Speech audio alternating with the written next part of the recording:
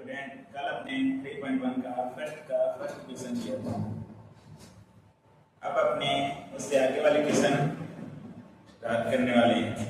ठीक है, तो देखो आगे वाले क्वेश्चन करने से पहले सभी इस चैनल को subscribe and like and share कर दीजिए।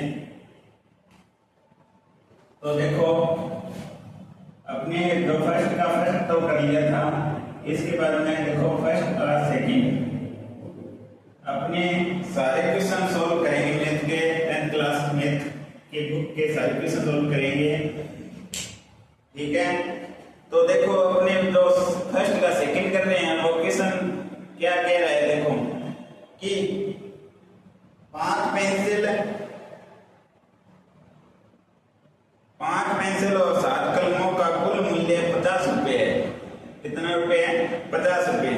और जबकि 7 पेंसिल और 5 कलमों का मूल्य है, कुल मूल्य 40 रुपए। एक पेंसिल का मूल्य और एक कलम का मूल्य ज्ञात कीजिए। कि देखो इसने बोला है 5 पेंसिल और 7 कलमों का मूल्य कितना है? 50 रुपए है। और दूसरी कंडीशन क्या बोली है? 7 पेंसिल और 5 कलमों का मूल्य है 40 रुपए। आपको एक पेंसिल और एक कलम का मूल्य ज्ञात करना है। तो देखो माना मैंने कि माना यहां पर आप उत्तर लगा के लिखोगे उत्तर। ठीक है, माना एक पेंसिल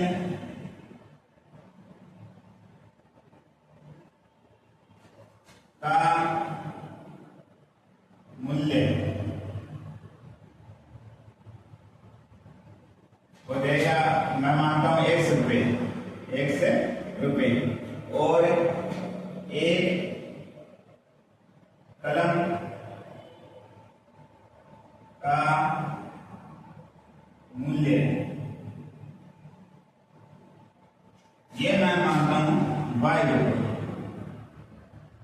देखो एक पेंसिल का मूल्य तो माना है 100 रुपये और एक कलम का मूल्य माना 22 रुपये। तो देखो इसने शुरुआत पहले कंडीशन क्या बोली है? 5 पेंसिल और 7 कलमों का मूल्य। जैसे आप मानो अगर आपके पास एक पेंसिल का मूल्य 5 रुपये है और आपको 5 पेंसिल लेनी है, तो 5 से क्या करोगे? आप उसका मल्टीप्लाई करोगे, तो 5 का 5 से मल्टीप्लाई करोगे तो 25 आएगा। इसी हिसाब से देखो क्वेश्चन के अकॉर्डिंग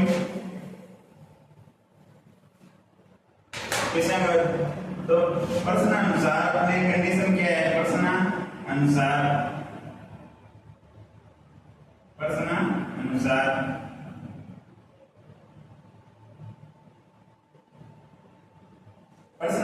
देखो पहली कंडीशन हो जाएगी 5x + 7y = 50। ये आपकी क्या जाएगी? पहली समीकरण बन जाएगी। ठीक है, क्योंकि अगर एक पेंसिल का मूल्य कितना है? 100 रुपये है। कितना है? 100 रुपये है। तो 5 पेंसिल का मूल्य हो जाएगा, तो 5 से मल्टीप्लाई कर दे, 5x हो जाएगा। और एक कलम का मूल्य है वो 22 रुपये है। कितना है? 22 रुपये। तो 7 कलमों का मूल्य हो जाएगा 7 रुपये और टोटल मूल्य कितना है? 50। ठीक है, अब दूसरी कंडीशन क्या बोल रही है कि 7 पेंसिल 7x प्लस और 5 कलमों का मूल्य कितना है? 5 कलमों का मूल्य है कितना है? 46 रुपये। कितना है? 46 रुपये। तो आपको क्या करना है? एक कलम और एक पेंसिल का मूल्य ज्ञात करना है। तो आपको x और y की क्या करनी है? वैल्यू फाइंड करनी है। तो देखो इधर अपने समीकरण नंबर 1 लेते हैं। पहले समीकरण नंबर 1 से कल अपने जो काम किया था, पहले अपने समीकरण नंबर 1 लेके मान निकालेंगे, वो मान निकालेंगे। फिर अपने समीकरण नंबर 2 से मान निकालेंगे। फिर अपने क्या करेंगे? उन मानों का क्या करेंगे? ग्राफ या निरूपण करेंगे। ठीक है, कल अपना फर्स्ट क्वेश्चन में किया था ना, वो याद यहाँ करने वाले हैं। ठीक है, जहां समझ में ना आए वहां पर आप पूछ सकते हो, ठीक है। तो देखो 5x प्लस 7y बराबर 50, ठीक है। अब मैं यहाँ से कोई भी एक चर की वैल्यू निकाल लेता हूँ। तो मैं यहाँ से निकालता हूँ x की वैल्यू निकालता हूँ। 5x बराबर हो जाएगा, ये 50 इधर बराबर में है, ये प्लस का 7y है, इधर जाएगा माइनस में हो जाएगा, माइनस का 7y, ठीक है। तो x की वैल्यू आ जाएगी यहाँ से, ये 5 इधर गुना में इधर आएगा, भाग में हो जाएगा 50 माइनस 7y अपॉन में 5, ठीक है। इतनी बात समझ में आ गई। अब इधर देखो, आपको ना y की वैल्यू ऐसे रखनी है कि 7 से गुना होने पर क्या हो जाए, 7 से गुना होने के बाद ये इसमें से माइनस होना, 50 में से ऐसी y की वैल्यू ऐसे रखनी है, 7 से गुना होने के बाद 50 में से माइनस होके 5 से क्या हो जाए, भाग पूरा चले जाए। तो इतना लिखो आप। इसके बाद देखो अपने ऊपर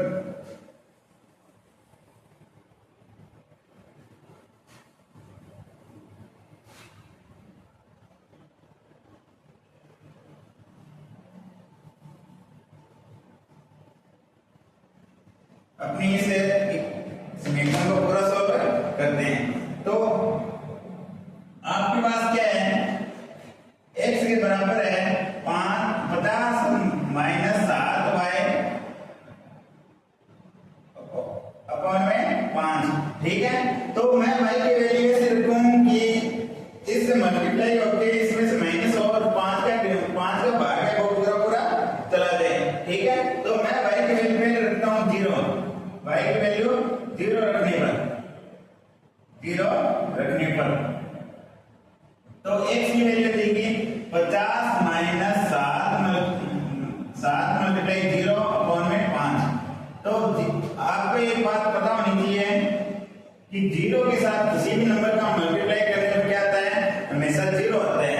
तो 50 माइनस 0 अपॉन में 5, तो x की वैल्यू कितनी आ जाएगी, 10। कितनी आ जाएगी, 10, ठीक है।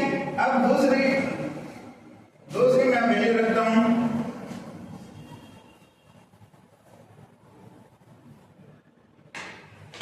दूसरी मैं वैल्यू रखता हूं कि y बराबर मैं रखूंगा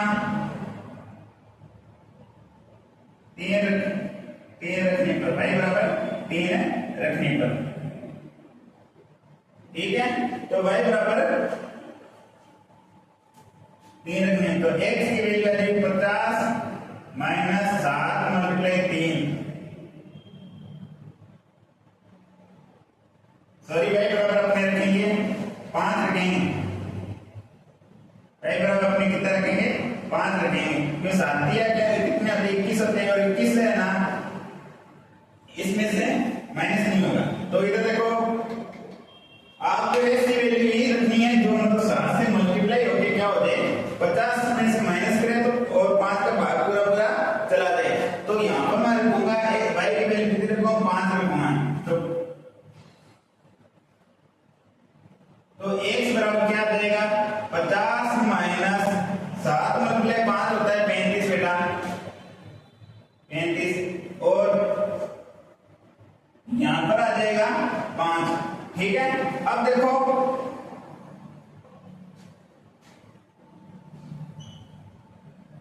पचास में से 35 किया 15 बचते हैं बेटा, और अपॉन में कितना है, 5। तो x की वैल्यू आ जाएगी कितना, 15 में 5 का भाग देंगे तो कितना आएगा, 3। कितना आएगा, 3, ठीक है। अब इसका क्या करेंगे, बॉक्स बनाएंगे, आप अपना एक बॉक्स बना लेंगे यहाँ,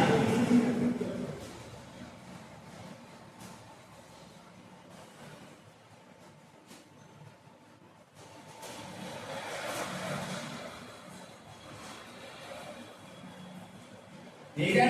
तो पहले अपने y की वैल्यू 0 रखनी है, तो y की वैल्यू अपने 5 रखने पर x की वैल्यू कितनी आई, 3। तो y की वैल्यू अपने रखी 5 और x की वैल्यू कितनी आई, 3। तो ये अपने ना फर्स्ट समीकरण से मान प्राप्त हो गया। अब मैं आप देखते हैं दूसरे समीकरण से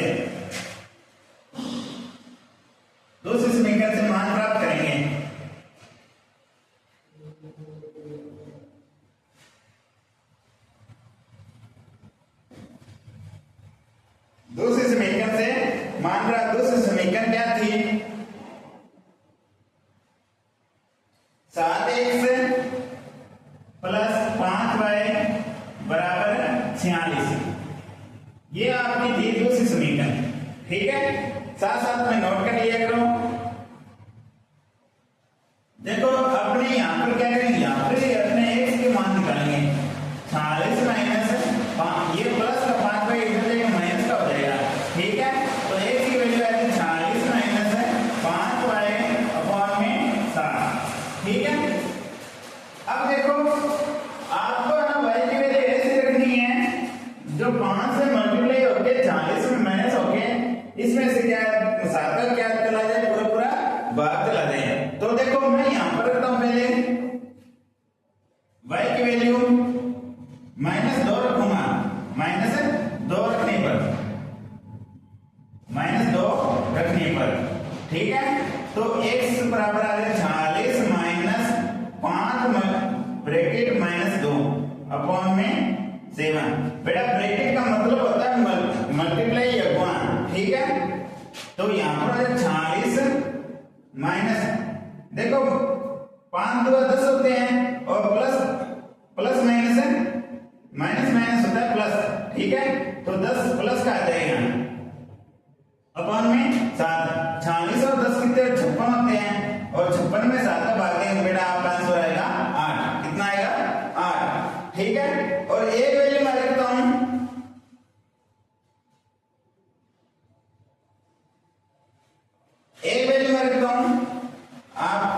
आपके सामने y की वैल्यू रखूंगा मैं 5। कितने रखूंगा 5। y की वैल्यू कितने रखूंगा 5। ठीक है,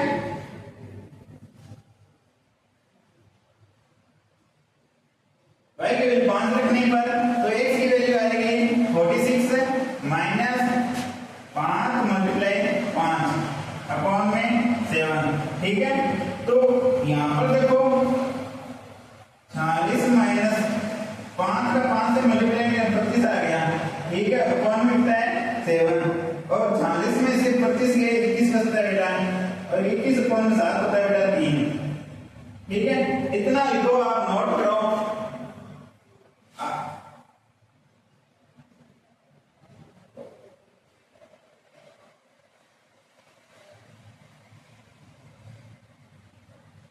कर लिया नोट। अब देखो आगे अपने क्या करते हैं, इसका भी क्या करेंगे बॉक्स बनाएंगे।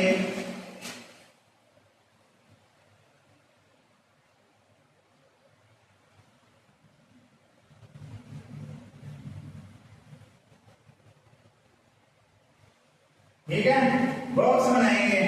माइनस का 2 रखा y की वैल्यू तो x की वैल्यू है 8। ठीक है, और y की वैल्यू रखी 5 तो x की वैल्यू है 3। कितनी है 3। ठीक है, अब आपको क्या करना है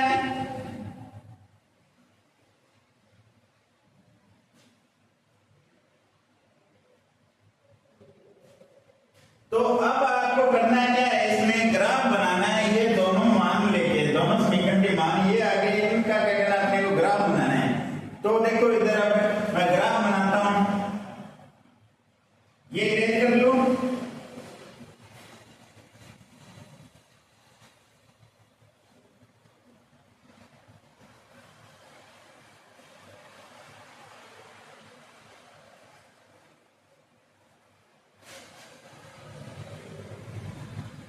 ठीक है, अब देखो कल मैंने बताया था ग्राफ बनाना।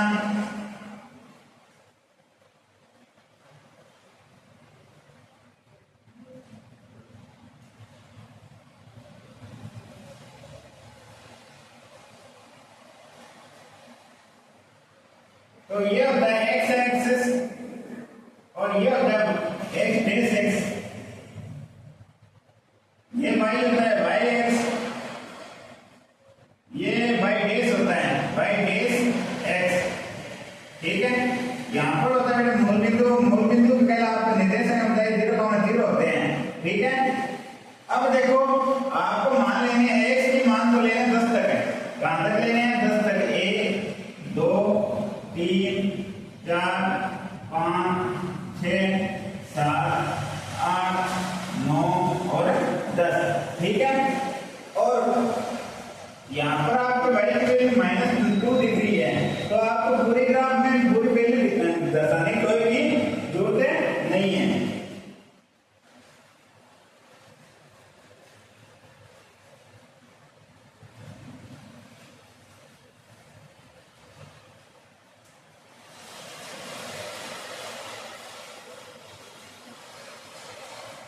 देखो आपके पास है यहाँ पर है भाई और क्या है, अब देखो अपने ऊपर लिखते हैं 1 2 3 4 5 6 7, ठीक है। और इधर लिखते हैं माइनस का 1 माइनस का 2 माइनस का 3 माइनस का 4, इसी तरह से वैल्यू निकाल सकते हो।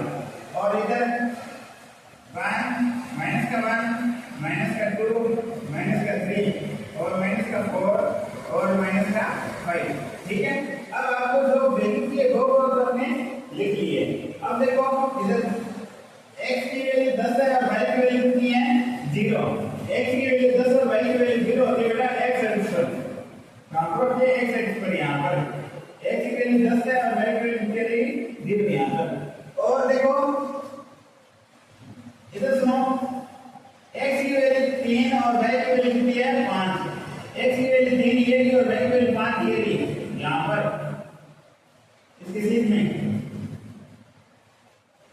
यहां पर, ठीक है। x की वैल्यू 3 और y की वैल्यू 5 हो जाएगा। तो पहले कल मैंने एक चीज बताई थी कि अपने जो पहले समीकरण का मान रखने के बाद ना इस लाइन को क्या करते हैं मैच करते हैं, मिला देते हैं, इसके साथ मिला दिया, ठीक है। अब अपने दूसरी बार समीकरण से क्या करेंगे मान रखेंगे।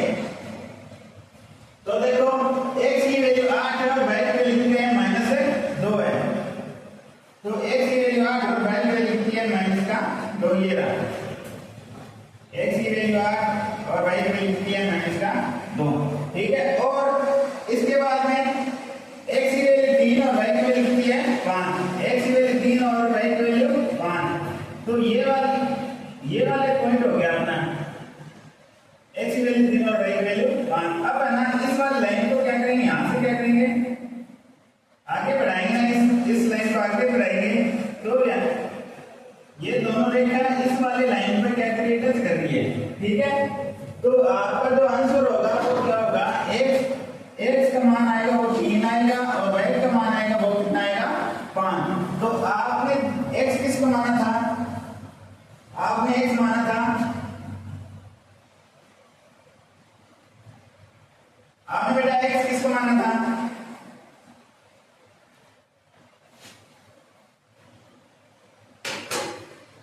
x आपने माना था पेंसिल को। पेंसिल का मूल्य, एक पेंसिल का जो मूल्य हो जाएगा ना, एक पेंसिल का मूल्य वो तो हो जाएगा 3 रुपए,